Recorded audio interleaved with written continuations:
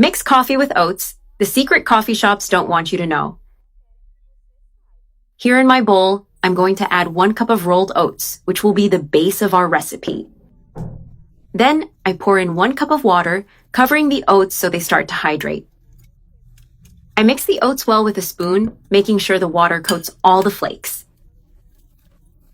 Now I'm going to cover the bowl with plastic wrap, sealing it tightly to keep in the moisture. And I let the oats sit in the water for about 20 minutes, so they can absorb all the liquid.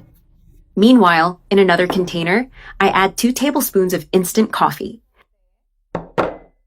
Then I pour 1/2 cup of freshly boiled hot water over the coffee. I stir the coffee thoroughly with a spoon until it fully dissolves in the water.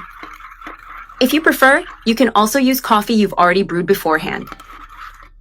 Sometimes there's a little left in the breakfast thermos. It works perfectly for this recipe. What matters most is that the water is hot enough for the coffee to fully dissolve. Here I use just water and pure coffee. No sweeteners or extras at this stage. Now I'll let that coffee cool completely before adding it to the mixture. The oats have now rested well, so I carefully remove the plastic wrap from the bowl.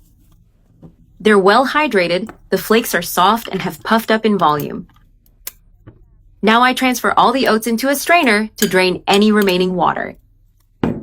This is the ideal texture, fully soaked but not overly wet. I gently press with a spoon to release more liquid without crushing the oats too much. Now I move the drained oats into the blender jar, being careful not to lose any. Along with them, I add 1 cup of milk. You can use plant-based milk if you prefer.